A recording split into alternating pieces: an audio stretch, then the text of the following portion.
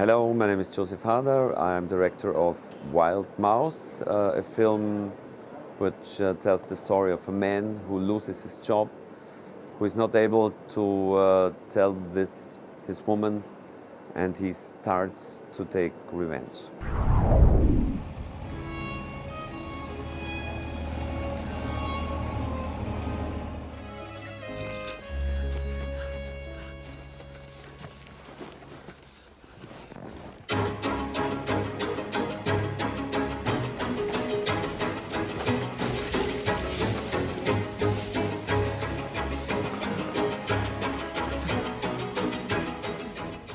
Ist das ein Witz? Leider nein. Ich verstehe das nicht. Sie haben einen alten Vertrag. Sie verdienen um die Hälfte mehr als alle anderen. Ja, ich bin aber nicht irgendwer. Natürlich. Ich bin eine Instanz. Ja, aber wenn ich Sie weiter beschäftige, dann müsste ich stattdessen 3 junge Redakteure rausschmeißen. Familienväter. Alleinerziehende Mütter. Mir kommen so die Tränen, wirklich. Ich bin auch arm. Ich bin seit 25 Jahren Musikkritiker. Ich kann keinen anderen Beruf. Sie könnten ein Buch schreiben? Über was? Musik? Gibt es nicht irgendeine Möglichkeit? Bitte. Oh, ich mache das ja wirklich nicht gerne. Vielleicht passiert mir morgen dasselbe. Vielleicht kommt morgen für mich jemand, der jünger ist und billiger. Wir können einfach nichts dagegen tun. Das glaube ich nicht. Was? Ich glaube nicht, dass Sie entlassen werden. Sie sind ein feiges kleines Würstel, das alles macht, was die Geschäftsführung will. Sie werden nicht entlassen. Josef, good to have you here. Let's talk about your directing debut, Wilde Maus. It's the first time you stand behind the camera instead in front of the camera. You're a cabaretist, you're an actor. How was it for you? Very exciting, a big challenge. I had the idea to do this because I was writing my first screenplay alone. And after a few drafts, I had the idea that I'm so close to the thing that I would try it.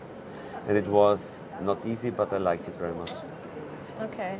And how did you communicate with the actors? How was the work to work with them or to talk? The problem I was thinking about was that I was actor and director, Yeah, and right. I tried to solve that in that way that we did some takes, and then I say, okay, I go now to the monitor, and who wants to come goes with me, Okay. and we were together. Sometimes didn't want, but some want.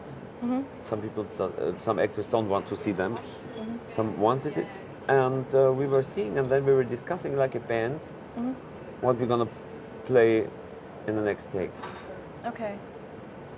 So my method was not to pretend to be a big director, just to come and say to everybody, sorry, I'm new, please help me. Okay. It was more like a teamwork Yeah. kind of thing. Yeah. That's nice. Okay. So we have a guy who got kicked out of his job because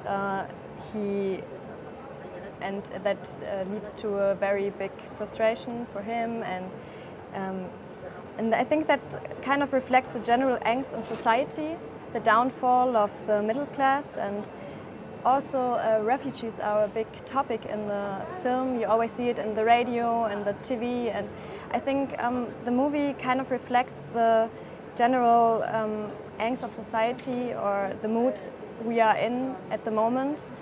Was that your attention to do that? In fact, the working process goes to a different way than what at the end you can interpret. The thing is that at first I want to tell a story about somebody, then I writing draft, then I had the idea that it could also be a satire of my milieu, of this middle class. Definitely. Then I had the idea, maybe in the next draft, the time should come more in, the actual time should come more in. And they had the idea with the news, and at the end, now it's a film which has many genres. Yeah, It's a mixture of genres. definitely. But first of all, it's a drama and comedy with which not plays in any time. It plays in our time, and you can feel our time in the movie. Because if you look at that middle class in the movie, there is one interesting point. They hear the news, but they don't have any reaction to that. Yeah, right. And that is something which I can also see with me, because there are 100 news I hear, but I don't know why they are fighting in Syria. I don't know who are the good, who are the bad. I just hear news, but I cannot do anything about anything it. Feel about powerless, it. maybe. And that's so I also see that this news goes through me. Yeah. Okay. And I'm thinking about myself as a political person. So it's not the biggest part in the film, but you also can see people who think they are hip and they are political and they are political correct and they eat healthy food and they know so many about their body and they cultivate their problems. Of course.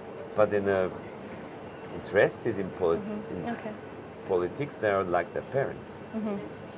They are in some way boring like their parents, thinking about them as hip persons. It's kind of superficial, right?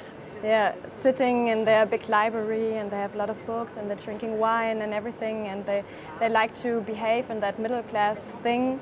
And he's a musician. He's a how do you say? He's writing this Refuse, right? And that's interesting for me because how he deals with that loss of his job that leads to a big depression for him. But do you think that could also lead into kind of anger or that could also lead into anger or hate against the system? Against the system, but also maybe against minorities or weaker person. Yeah, of course. This is happening still. In his case, he can blame a personal enemy, not only for the thing this enemy has caused, also for all his problems. He had this one person, and he make the decision to hate this person for all his problems. Yeah, right. Yeah, that's true. So with that background, but I want to know if the gay characters in the movie have a further function for you, or do they just reflect diversity in society? Yeah.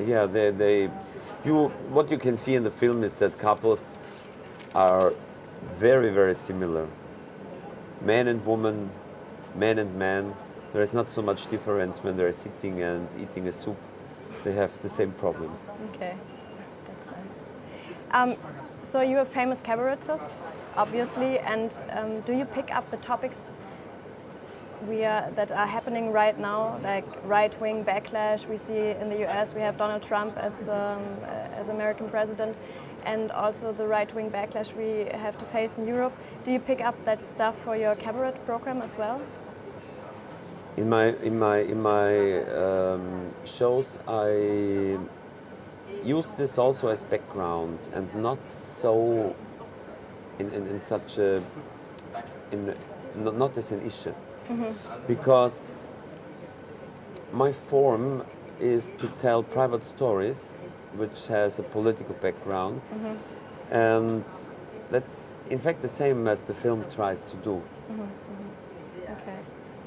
So your film is competing for an Teddy Award, obviously, that's why I'm here. And what do you think of that? Do you have any connection to the Teddy Award? What are your feelings about that? I'm so new as a director. Yeah. It's a great honor, but I think I'm with my first film. I'm on the top. What I could reach, and yeah, definitely. Yeah, maybe it's a little bit too high, who knows, but I want to do a second one. Okay. And then I want yeah. to get maybe a first little award. Okay, okay. First a little award, maybe then a bigger. I don't know. Okay. Do you have anything in pipeline? You said you're planning a second film. Yeah, I have some ideas, but I had not the time in the last month because I finished that film and then I had a part to do as a actor in the film.